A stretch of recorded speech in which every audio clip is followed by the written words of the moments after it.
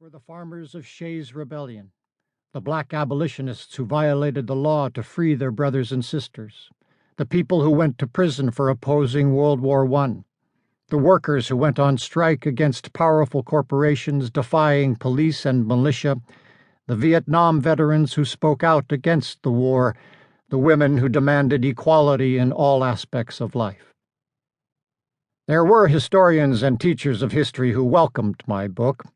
A number of people, though, were upset. To them, I was clearly out of order.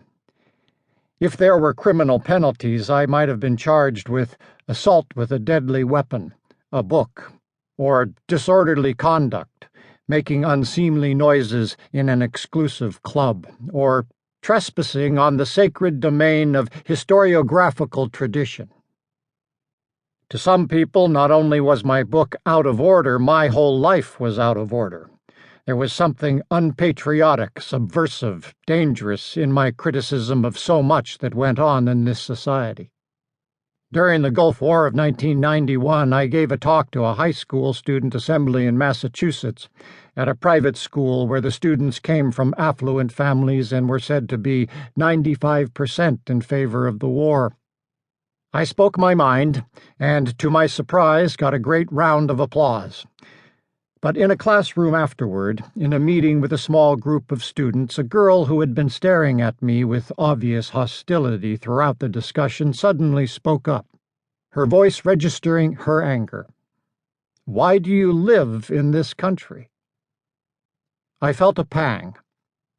It was a question I knew people often had, even when it went unspoken. It was the issue of patriotism, of loyalty to one's country, which arises again and again, whether someone is criticizing foreign policy or evading military service or refusing to pledge allegiance to the flag. I tried to explain that my love was for the country, for the people, not for whatever government happened to be in power. To believe in democracy was to believe in the principles of the Declaration of Independence, that government is an artificial creation, established by the people to defend the equal right of everyone to life, liberty, and the pursuit of happiness. I interpreted everyone to include men, women, and children all over the world who have a right to life not to be taken away by their government or by ours. When a government betrays those democratic principles, it is being unpatriotic. A love of democracy would then require opposing your government. It would require being out of order. The publication of a people's history led to requests from around the country for me to speak. And so there I was in Kalamazoo that evening in 1992, speaking about why telling the truth about Columbus is important for us today. I was not really interested in Columbus himself, but in the issues raised by his interaction with the Native Americans. Is it possible for people, overcoming history, to live together with equality, with dignity today?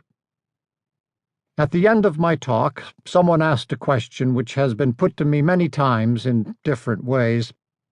Given the depressing news of what is happening in the world, you seem surprisingly optimistic.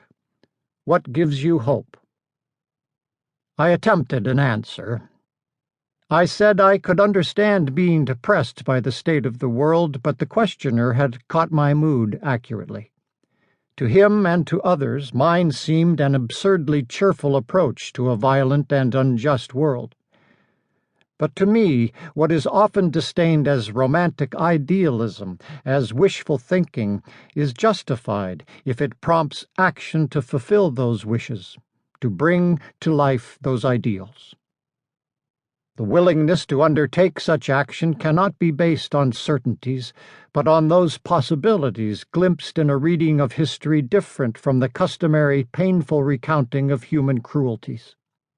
In such a reading we can find not only war, but resistance to war, not only injustice, but rebellion against injustice, not only selfishness, but self-sacrifice, not only silence in the face of tyranny, but defiance, not only callousness, but compassion. Human beings show a broad spectrum of qualities, but it is the worst of these that are usually emphasized.